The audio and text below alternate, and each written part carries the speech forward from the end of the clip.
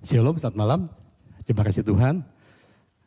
Malam hari ini kita kembali akan beribadah dalam peringatan Kamis Putih atau malam Jumat Agung, saudara sekalian. Dan tema kita pada malam hari ini adalah mengenai arti sebenarnya dari salib Kristus. Ya, kita akan mendasarinya dengan buka satu firman Tuhan dari surat Kolose pasal 1 ayat 19 dan 20. Kolose pasal 1 ayat 19 dan 20, saya akan bacakan bagi kita sekalian firman Tuhan ini. Karena seluruh kepenuhan Allah berkenan ditinggal di dalam Dia, dan melalui Dialah Allah memperdamaikan segala sesuatu dengan dirinya, baik ada di bumi maupun yang ada di surga, sesudah Ia mengadakan pendamaian dengan darah salib Kristus. Amin. Jemaat kasih Tuhan, kalau kita melihat di dunia ini, saudara sekalian, kita tentu melihat akan beberapa negara-negara menetapkan hukuman mati. Misalnya di Indonesia kita melihat pernah ada hukuman mati jatuhkan pada seorang yang melakukan perbuatan begitu keji sekali sehingga dihukum mati. Ya, atau negara-negara yang hukuman mati karena melakukan korupsi sebagainya. Kadang-kadang hukuman mati jatuhkan itu tidak langsung dieksekusi, tapi masih panjang lagi, bahkan mungkin bisa lagi dipelunak dihukum seumur hidup seperti itu, saudara sekalian. Saudara, hukum kematian diterima oleh saat ini tidak sekeji atau sekejam pada masa lalu di masa hidup tentang hukum salib, saudara sekalian.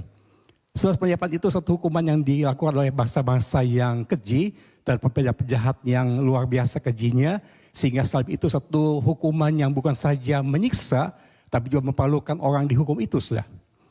Waktu dihukum itulah mereka disisa begitu rupa, ditontonkan di umum begitu rupa, saudara sekalian, sehingga hukuman itu sungguh-sungguh sangat menyakitkan sekali.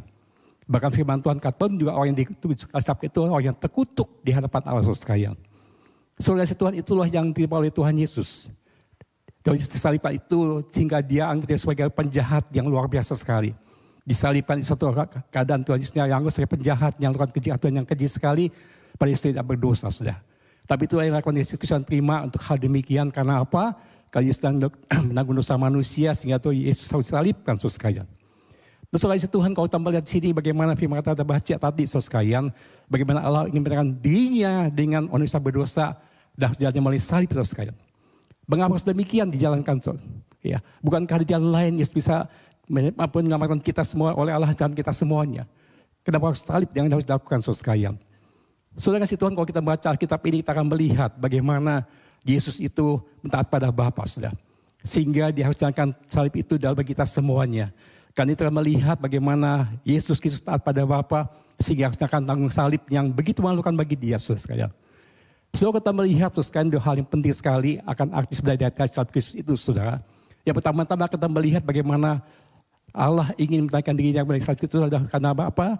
Untuk memuaskan muka Allah, saudara. Untuk memuaskan muka Allah itulah maka Yesus disalibkan di bukit Golgota. Muka Allah itu tercermin pada kita semuanya bahwa yang berdosa, saudara. Jemaat dikasih Tuhan, mungkin kita sebagai anak Tuhan, orang percaya atau orang pada umumnya mengenal Allah sebagai Allah yang baik. Allah penuh kasih, kebaikan, kesabaran dan sebagainya. Itu tidak salah, saudara sekalian. Tapi tidak sepenuhnya betul seperti itu, saudara. Karena Allah yang kita kenal sebagai Allah yang kasih, yang penuh dengan kebaikan, kemurahan itu juga Allah yang bisa murka. Allah bisa marah muka, saudara sekalian. Dan mungkin bagi kita ini tidak begitu senang begitu ya. Karena kita pahami Allah sebagai Allah yang baik, yang penuh kasih sebagainya. Maka ketika bilang bicara muka Allah bagi kita itu sesuatu yang mungkin buat kita tidak enak kita terimanya. Namun demikian Alkitab mencatat bahwa Tuhan bisa muka, saudara sekalian.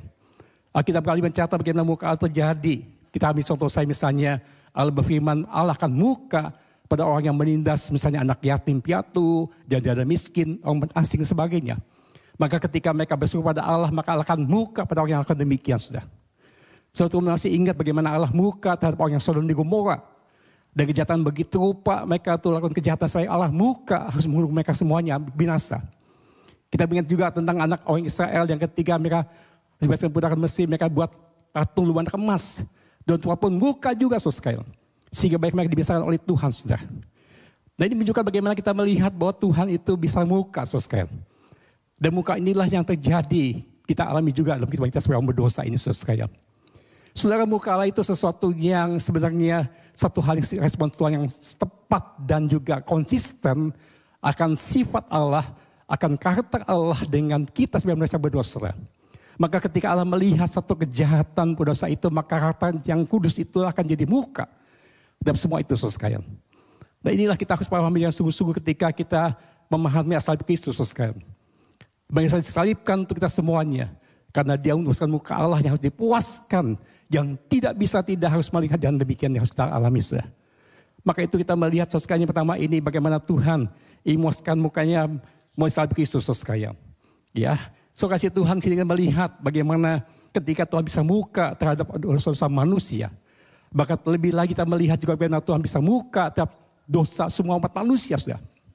Kita coba baca ayatnya untuk hal ini, saudara sekalian ya. Kita melihat di Roma pasal ketiga,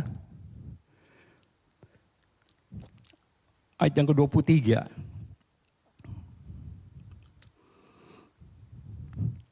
Roma 3:23 saya bacakan, karena semua orang telah berbuat dosa dan telah kehilangan kemuliaan Allah.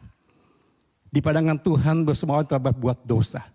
Jadi bukan orang yang jahat saja melakukan kejahatan, melakukan pembunuhan sebagai itu buat dosa itu didapat Allah berdosa. Tapi orang yang mungkin dalam kehidupan agamawi, yang religius, mungkin dia pandang manusia yang baik sekalipun juga, tetap di pandang Tuhan adalah manusia berdosa. Ini mereka objek di muka Allah. Di mana akan menghukum mereka semuanya, mereka adalah muka Allah, saudara. Ini satu kejahatan yang lebih dahsyat lagi, di mana kita melihat ini yang muka Allah akan dilimpahkan mereka semua itu pada akhirnya, saudara. Itu sebabnya Allah yang kasih yang besar itulah ingin menampakkan manusia berdosa itu, saudara. Dengan cara apa? Yesus dibandingkan kita dengan muka Allah, saudara.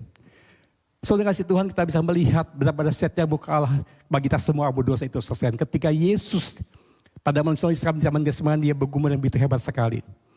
Kita melihat Yesus yang begitu gentar sekali ketika zaman Getsemani. Di mana Yesus disalibkan itulah bergambaran bagaimana dia sungguh-sungguh bahasa muka satu hal yang luar biasa sekali yang akan dialami oleh dia. Ketika Yesus harus tanggung dosa manusia, saudara. Bapak yang kasih Tuhan, di sini kita bisa melihat, saudara. Dosa itu kadang-kadang tidak terasa akibatnya ketika manusia masih hidup dalam dunia ini. Kenapa, saudara? Kalau berdosa bisa hidupnya bahagia, bisa sukses, bisa kaya, saudara. Tidak terasa, saudara.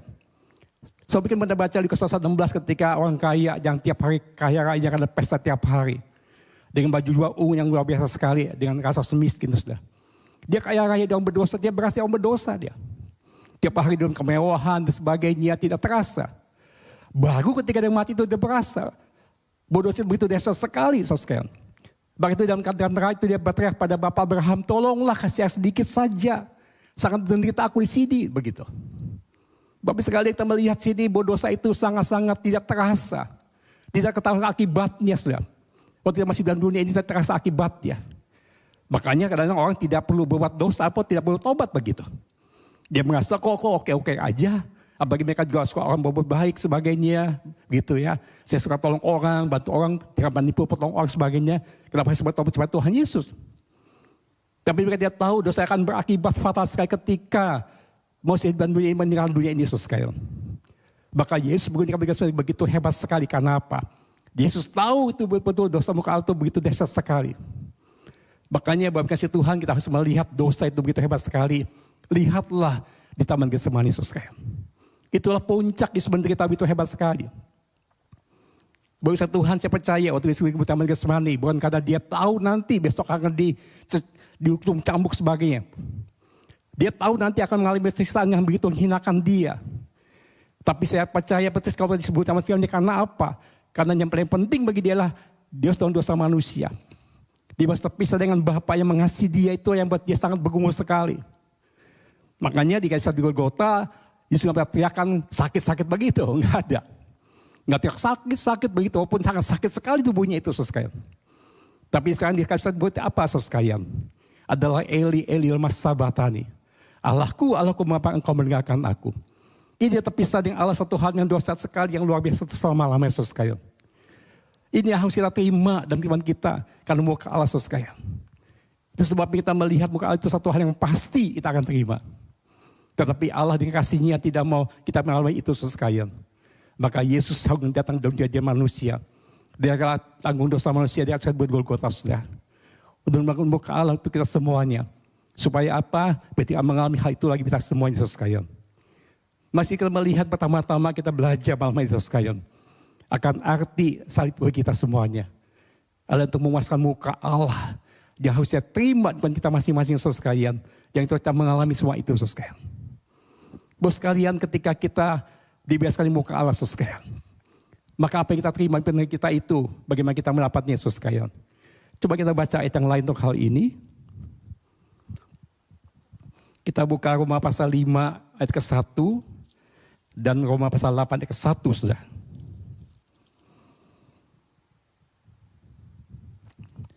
Roma 5 pasal 1 kita melihat firman Tuhan ini.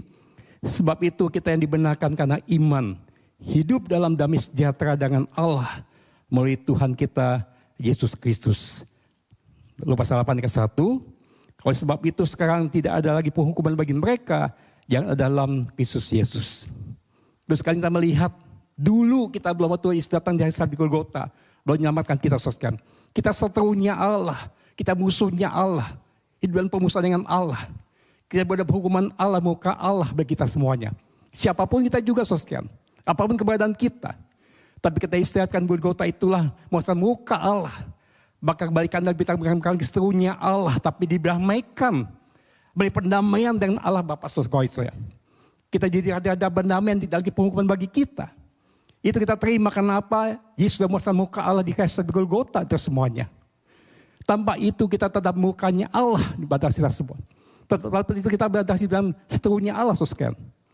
Makanya kita melihat pertama ini bagaimana salib buat kita apa, saudara? Untuk memuaskan muka Allah bagi kita semuanya. Allah yang tadi muka harus dipan pada kita. Yesus menanggung untuk kita semuanya, saudara. Jika kita lagi mengalami hal itu, saudara. Ini penting sekali untuk kita semua, saudara. Alihkan pendamaian untuk kita semuanya akan hal itu, saudara. Karena itu kita bakal lihat satu ayat yang lain, saudara sekalian. Markus 15 ayat 37 dan 38. Markus 15 ayat 37 dan 38 kita melihat.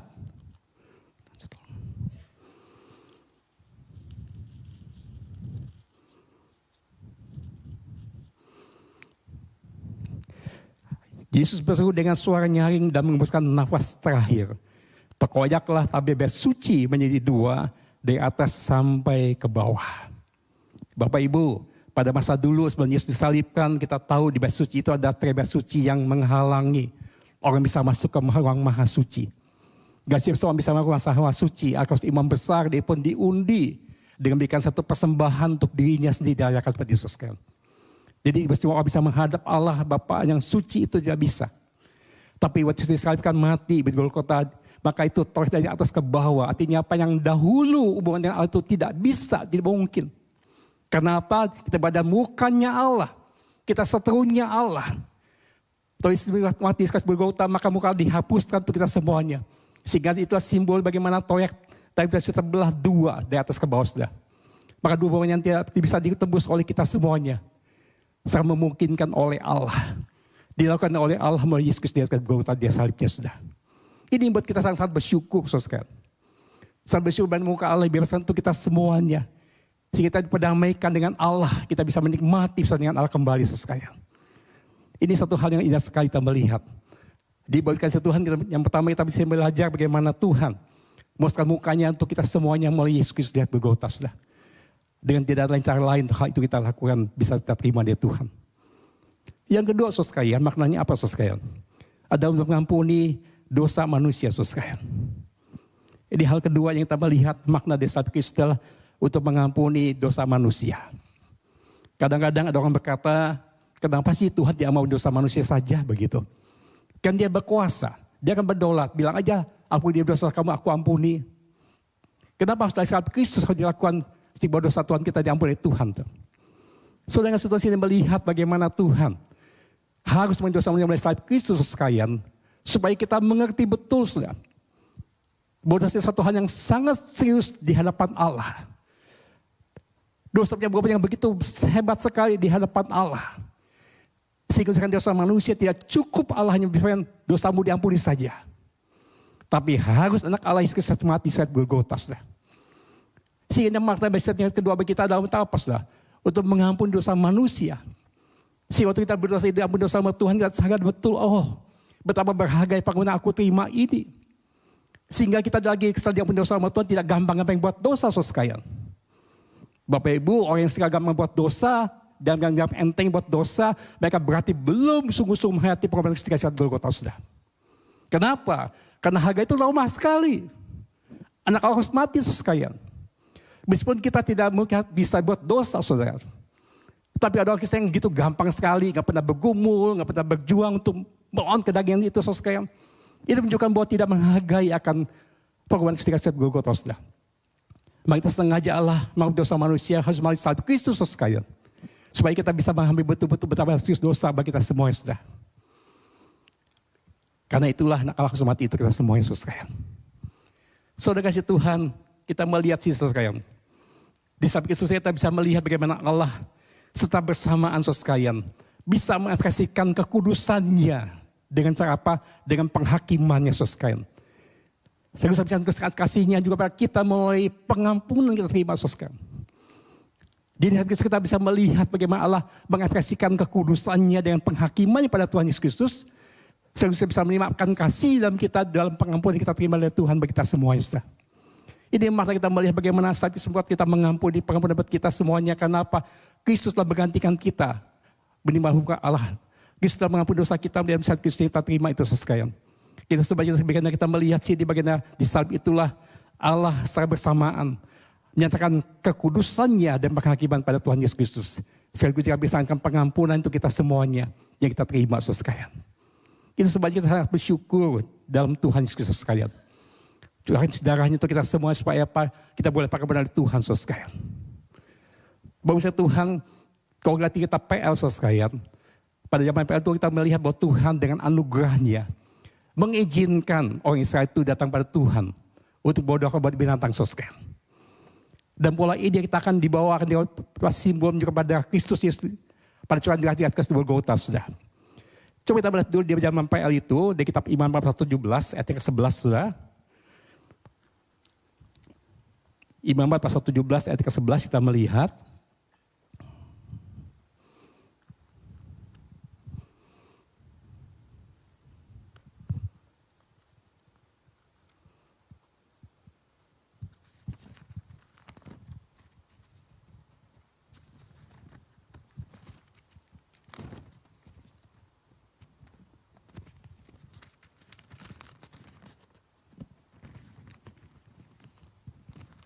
Benar. So sekalian Iman 4:17 ayat 11 di firman Tuhan, sebab nyawa makhluk ada dalam darahnya, dan aku telah memberikan darah itu padamu di atas mezbah untuk mengadakan pendamaian bagi nyawamu, darah yang mengadakan pendamaian dengan perantaran nyawa. Saudara situasi melihat pada zaman PL dulu, di mana umat Israel ketika mereka datang ke bait Allah, mereka bawa kepada binatang curahkan. Untuk apa? Untuk bayar dosa mereka semua itu, saudara sekalian. Ini punya makna apa, saudara sekalian? Saudara, yang pertama-tama kita melihat darah itu adalah sebagai simbol kehidupan. Dengan darah itulah maka orang Israel bisa datang menghadap Allah dengan bawa sobat darah binatang, saudara sekalian. Kedua adalah darah itu mengadakan pendamaian akan dosa-dosa mereka. Dan darah juga untuk penebusan akan dosa-dosa mereka, saudara. Sehingga Israel di bait Allah bisa datang pada mereka, datang Tuhan. Dan modal binatang itu menjadi pendamaian bagi dosa mereka semua itu, sudah. Nah, simbol inilah dipakai dalam PB, saudara sekalian, di mana Kristus dan anak domba Allah yang tak bercacat celah itu curahkan, saudara sekalian, untuk mencucikan kita. Bukan berkali-kali pada zaman PL itu, saudara. Bukan berulang kali, tapi sekali untuk selama-lamanya, saudara sekalian. Karena dari domba Allah itu ada yang suci, yang mulia, itulah yang mencucikan kita sekali itu selama-lamanya. Dan kita akan melihat ayatnya untuk hal ini dari Ibrani pasal 10.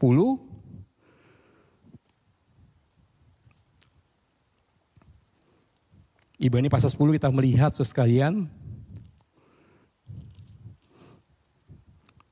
Ayat 10 dan ayat yang ke-14.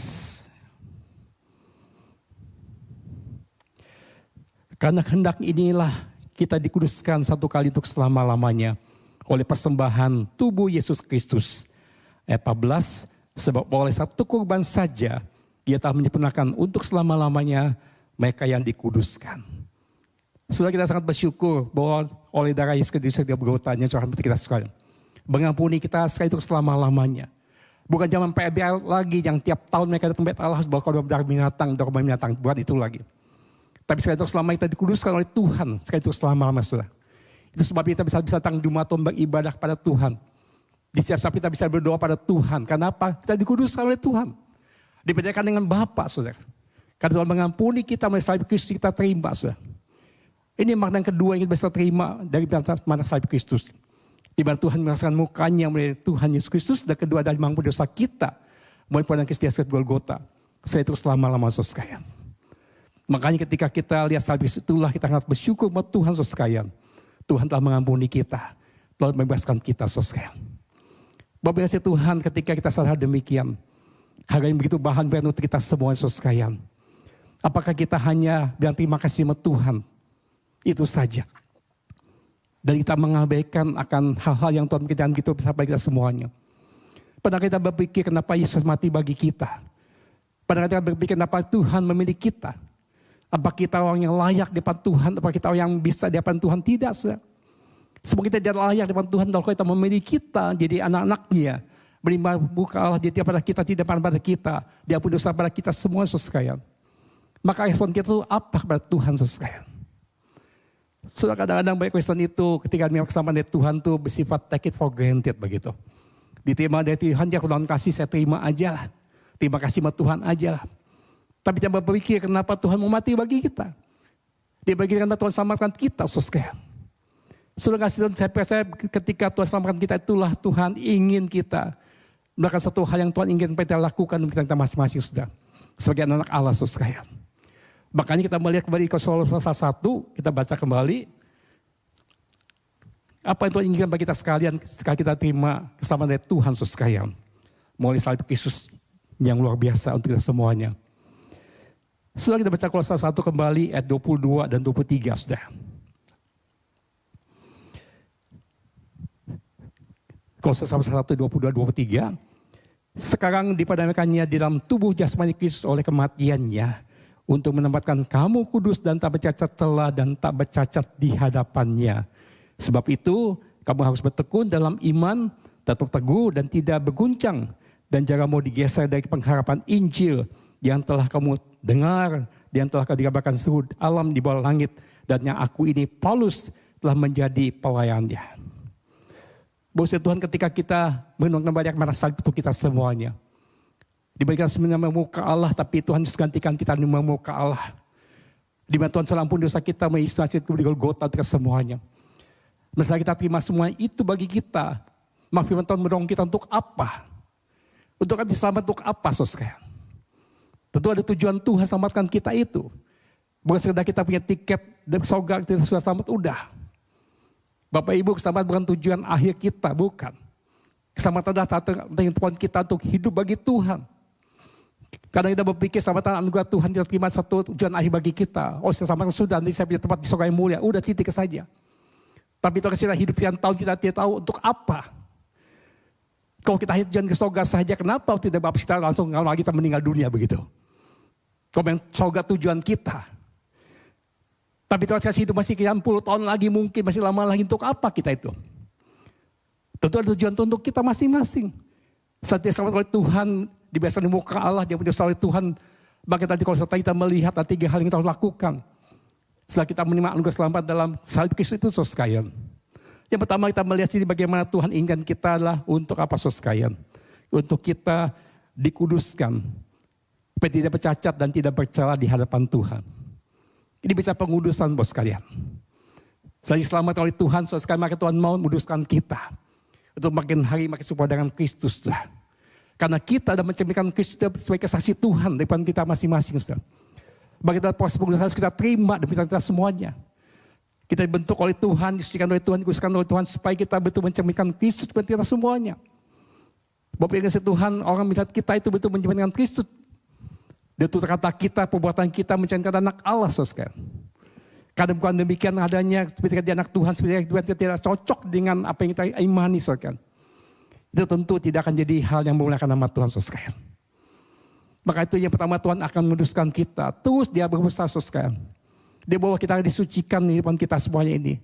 Supaya kita semuanya hidup betul memuliakan nama Tuhan, saudara. Tidak berhenti Tuhan akan kuduskan kita, saudara. Dengan sarana apa, saudara? Dengan sarana firman yang pertama Tuhan itu akan menguduskan kita. Dengan Roh Kudus Tuhan menguduskan kita, saudara. Makanya sejak orang percaya itu tidak boleh kita tidak baca firman Tuhan. Kita harus baca firman Tuhan, saudara. Ada satu kesalahan yang sudah klasik. Yang sudah kita dengan jujur, saudara, bahwa kita Tuhan tidak suka baca firman Tuhan. Sudah jenak Tuhan mungkin belasan tahun, puluhan tahun begitu Pak. Belum pernah habis baca Alkitab asal begitu. Sebenarnya bisa kita dikuduskan oleh Tuhan kalau kita tidak suka baca firman Tuhan, saudara. Firman Tuhan seperti cermin bagi kita begitu. Waktu kita baca firman Tuhan kita tahu bahwa saya itu masih jauh apa yang Tuhan harapkan begitu. Tapi kalau kita baca firman Tuhan kita nggak tahu kita seperti apa Tuhan kita itu, saudara. Makanya setelah kita baca firman Tuhan yang pertama-tama kita tahu Tuhan minta kita untuk itu, saudara. Kita harus dikuduskan oleh Tuhan. Supaya kita terus makin hidup memuliakan nama Tuhan, saudara. So, coba baca ayat yang lain untuk hal ini. Kita buka 2 Timotius pasal ketiga.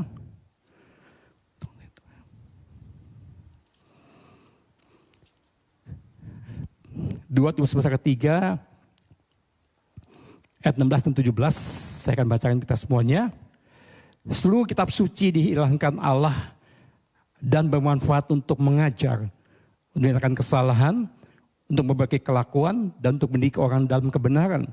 Dengan demikian tiap-tiap manusia kepunyaan Allah diperlengkapi untuk setiap perbuatan baik. Bapak Ibu yang kasih Tuhan sini melihat. Kita harus sadar betul hidup kita tuh begitu berharga. Saudara. Hidup kita seharga dengan darah Yesus Kristus yang menebus kita. Saudara kalau misalnya di Pegadaian sekalian ya, ada barang di gadai itu misalnya emas, ya harganya harus emas itu harganya. Ada gadai mungkin mobil, harganya seharga mobil itu, saudara. Nah harga kita jatuh gadai dosa itu seharga darah domba Allah. Makanya Tuhan mau kita yang berharga ini jangan sampai dipakai hal yang maaf kata tidak memuliakan nama Tuhan, saudara. Bukan hidup memuliakan nama tapi memalukan nama Tuhan. Makanya Tuhan kasih firman untuk apa? Untuk kita diajar, dididik, diberikan hal yang baik. Untuk kita bisa melakukan hal yang baik memuliakan nama Tuhan. Ini Tuhan mau kita semua untuk hal itu, saudara.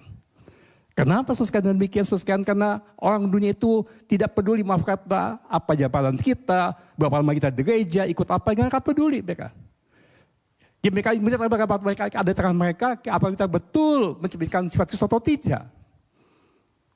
Perkataan kita, perbuatan itu mereka lihat, saudara.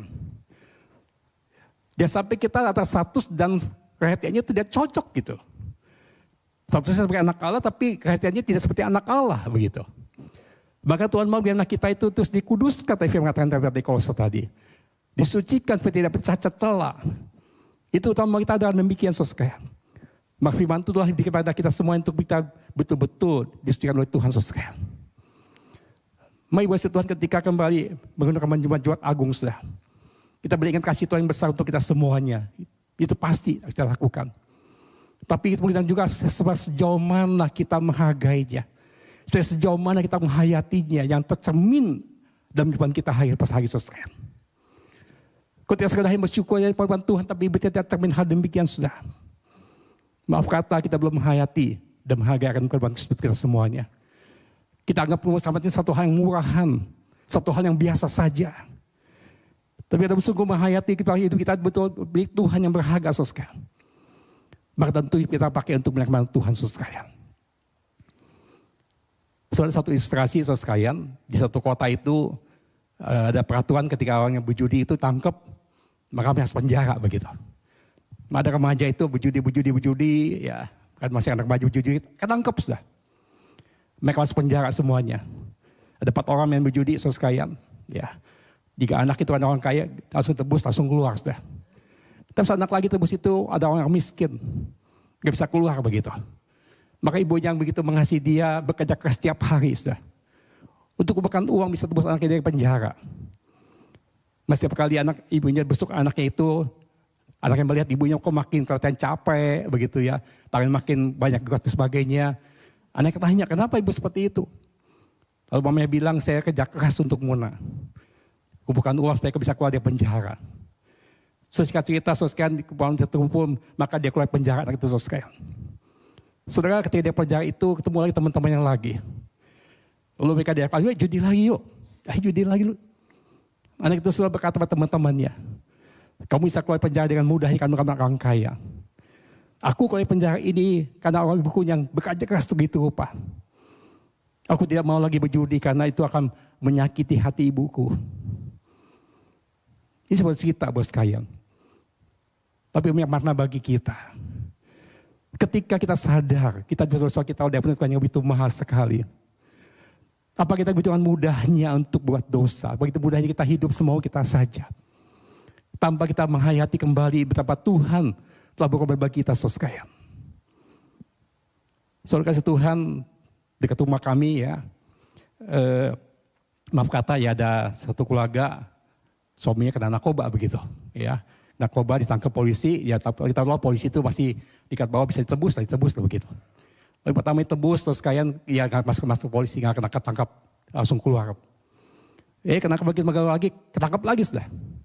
Lalu istri itu mau coba pinjam uang dari bosnya itu dengan alasan apa mau tebus itu, bosnya bilang apa? Kali ini kamu nggak usah tebus suamimu itu. Biarkan dia rasakan betul-betul apa arti penjara begitu. Biar kamu mau pakai buat anakmu sekolah untuk apa, biarkan dia seperti itu. Kadang dia belum merasakan penjara seperti apa, kadang nggak mau tobat. Makanya biarin aja, sekalian bertahun-tahun bawa keluar penjara, dia sekarang jadi baik begitu. Karena benar merasakan itu penjara seperti apa. Saudara sadar kadang-kadang kita seperti orang seperti ini, kalau belum dirasakan tuh belum menghayati itu. Kita harus digebukin, gak perasa apa enggak. Tapi mari kita belajar untuk menghargai Yesus kan. Habis buat kita seperti apa harganya buat kita semuanya. Kalau kita muka Allah bata kita, amun dosa Tuhan bukan dan cari bergolgota untuk kita semuanya. Maka mari pertama Tuhan minta kita untuk hidup dikuduskan oleh Tuhan. Peta bercacat dan bercelah di depan Tuhan. Karena inilah menciptakan kita sebagai anak Tuhan dengan dua ini. Anak itu hanya sudah dikuduskan oleh kuasa Tuhan, bukan kuasa manusia sudah. Yang makin hari makin pada Kristus kita masing-masing sudah. Yang kedua Tuhan minta kita apa sekalian, sebenarnya kata tadi adalah kita untuk bertekun dalam iman. Bertekun dalam iman dan bertambah teguh iman kita dalam Tuhan sudah. Saudara Tuhan kita perlu hal ini bagi kita semuanya. Sebagai anak Allah itu kita harus sadar betul. Kita bersama dunia belum di surga yang mulia sudah. Maka kita harus berbicara dalam iman, kita harus teguh. Kenapa saudara? Iman teguh itu menyatakan kita apa yang pasti sama Tuhan. Kita punya iman yang teguh, kita menyatakan bahwa Tuhan setia untuk kita. So bayangkan kalau kita ngaku anak Tuhan hebat, sebagai waktu kita hari masalah, kita gampang khawatir, kita gampang takut sebagainya. Di mana kesaksian kita saudara? Kadang-kadang kita dengan masalah kita gampang hiburkan orang lain, kamu percaya jangan takutlah, Tuhan pasti nolong kamu begitu. Tuhan pasti buka jalan begitu. Kita gampang ngomong gitu saudara. Tapi ketika kita mengalami, bisa nggak seperti itu saudara? Nah kadang saya melihat orang yang gampang ngomong hiburkan orang lain waktu nggak ada masalah apa-apa tuh, gampang juga khawatirnya sudah. Kenapa? Karena tidak lahir dari penghayatan iman yang sungguh-sungguh hanya ngomong aja. Hanya asbun aja begitu. Tapi beda sekali kalau betul dengan iman teguh dalam kita ada di hati kita sudah. Pengibadah itu betul satu hal pengibadah yang yakin dalam Tuhan begitu loh. Kenapa demikian? Karena Yesus sudah mati bagi kita, maka kita pasti Tuhan akan mengasihi kita. Paulus ngomong-ngomong pasal 8:32, kalau Allah menyayangi kita, dia anaknya untuk kita semuanya, dikorban untuk kita, apalagi yang lain tuh. Pasti Tuhan kasih begitu kita semuanya. Ini kita demikian saudara, iman kita bisa teguh sudah. Sederhana yang mati besar itu Tuhan pada kita semuanya. Untuk kita semuanya masalah hal, misalnya kesembuhan, berkat Tuhan, dikasih sama kita sih. Tidak mungkin lah. Yang besar, yang sulit dikasih untuk kita. Diri sendiri untuk kasih kita, untuk kita. Masa untuk hal yang gampang, cuma firman aja dikasih sama kita sudah. Nah persoalannya kan kadang-kadang kita ingin semua itu menurut maunya kita, betul nggak sih? Menurut cara kita, padahal Tuhan cara sendiri, punya waktu sendiri untuk tolong kita. Ini harus teguh dalam Tuhan iman kita. Waktu di jalan pergumulan, persoalan kita harus yakin betul bahwa Tuhan sudah korban diri untuk saya, maka tidak mungkin Tuhan tinggalkan saya. Tidak mungkin Tuhan mengabaikan saya. Pasti dia akan tolong kita. Makanya kita harus berkuat iman dalam Tuhan, saudara. Harus kuat iman dalam Tuhan, saudara. Bos sekalian pada hari-hari ini kita tahu kehidupan buat tambah mudah ya. Itu tambah sulit begitu ya. Harga-harga mahal, beras mahal, sebagainya. Kita juga mengalami juga saudara. Maka saat ini kita perlu iman teguh dalam Tuhan, kita harus bersungguh-sungguh kita miliki. Supaya kita betul-betul yakin betul Dengan Tuhan ini orang bisa melihat kita. Kita bisa tetap bersuka cita. Dan bisa berhidup pengharapan. Meskipun hidupnya tidak mudah kita alami, saudara. Karena apa dasarnya adalah kita Kristus yang sudah mati bagi kita. Yang sudah mengorbankan diri untuk kita. Maka kita yakin juga Tuhan pasti tolong kita, saudara. Yang ketiga terakhir, saudara, Tuhan minta kita apa, saudara? Yang ketiga kita adalah melayani Injil, saudara. Paulus bilang, aku yang melayani Injil itu aku layani itu, saudara. Kenapa Tuhan minta kita melayani Injil, saudara? Karena Tuhan mau kita sudah mengalami itu bukan untuk diri kita sendiri saja. Bagikan pada orang lain. Sampaikan pada orang lain, saudara. So, bagian pada orang lain itu bukan satu hal yang harus belajar yang muluk-muluk begitu, yang susah, enggak. Hanya bagian satu yang saudara alami, saudara. Saudara bisa sudah pernah pergi ke Bali, cerita tentang yang lihat buku tentang Bali, beda, saudara. So, bisa ngomong tentang Bali, baca buku Bali itu apa, ada apa, bisa. So, cerita begitu, beda. Tapi beda waktu pertama ke Bali, terus cerita akan beda, saudara. Kenapa? Karena saudara ke Bali, bukan cerita di bukunya aja gitu. Nah Tuhan mau kita bicara Injil itu bukan karena kesaksian kita baca buku, banyak hal penting juga, baca firman sebagainya. Tapi saudara mengalami nggak itu, saudara? Kalau Injil kan saudara ada damai sukacita, ngalamin nggak itu? Ini bagikan orang lain itu, saudara. Bukan teori-teori belakang yang kita tahu, harus mati, itu penting kita sampaikan. Tapi kita kelemut yang sudah mengalami itu, saudara. Maka beda, kuasa itu beda sekali. Kalau kita mengalami itu, kan bagian itu beda, karena sudah mengalami itu, saudara. Maka Tuhan mau ketika kita mengalami itu, hayo. Sampaikan Injil, orang lain masing-masing butuhkan Injil.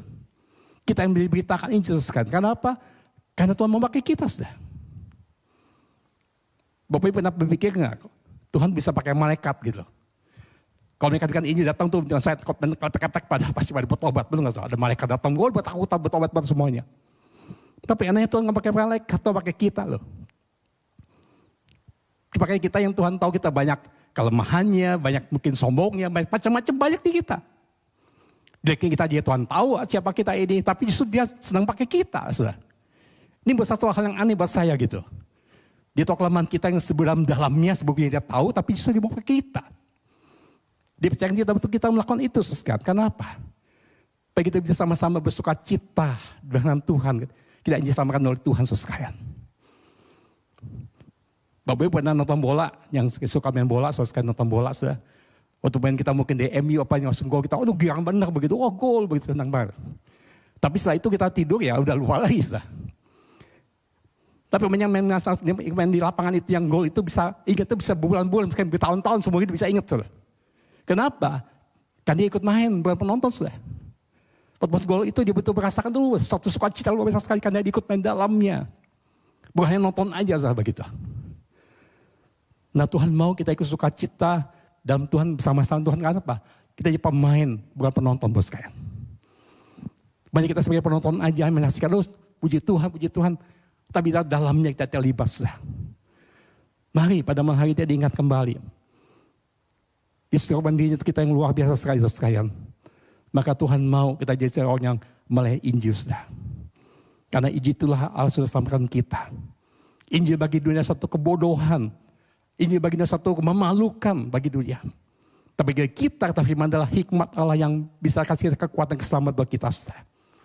Orang yang kita bodoh tidak apa-apa. Tapi bagi kita, satu hikmat Allah yang selamatkan kita. Kekuatan menyelamatkan kita. Maka mari bos sekalian. Malam hari ini ketika bersama-sama kembali menungkan akan kasih Tuhan. Bagi Tuhan bagi kita semuanya. Tiap tahun kita sudah renungkan pasti. Tiap tahun kita renungkan. Kita mungkin terharu, kita mungkin sedih sebagainya. Macam-macam. Tapi hari ini kita ingat kembali, setelah kita terima itu, apa? What next untuk kita, sudah? Dari Kolose 1 kita melihat 3 hal yang kita miliki, saudara. Nah, yang pertama kita mau dikuduskan oleh Allah. Bagi dibentuk oleh Allah. Untuk supaya dengan Kristus, saudara. Karena ini penting. Kehadiran kita di tahun Injil yang terbuka bagi orang lain, saudara. Waktu orang melihat kita, mereka bisa merasakan kasih Tuhan. Bisa melihat Tuhan melalui kita, saudara. Itu bukan satu hal yang mudah, proses, saudara. Tidak langsung instan, iya. Tapi harus mulai dulu kita mau dibentuk oleh Tuhan. Mau dikuduskan oleh Tuhan, saudara. Mulai firman-Nya, bagi kita alami tiap hari, saudara. Yang kedua, mari kita betul iman dalam Tuhan. Kita yakin kalau Tuhan mati bagi kita, begitu mengasihi kita. Maka waktu harus bermasalah pun apapun juga. Dia mudah tawar hati. Dia mudah kecewa sama Tuhan. Dia mudah tinggalkan Tuhan, saudara. Kalau Tuhan begitu mengasihi kita, tidak mungkin dibiarkan kita, saudara. Mari tambah teguh iman dalam Tuhan. Dan ketiga, ayo mari kita melayani Injil, bicarakan Injil, saudara. Karena keselamatan Kristus Golgota bukan hanya untuk kita saja. Tapi banyak orang juga yang perlu Injil Tuhan. Mulai siapa, saudara? Ada mulai kita juga. Mari Tuhan mau pakai kita. Untuk bicarakan Injil Tuhan, saudara sekalian. Amin untuk firman-Nya.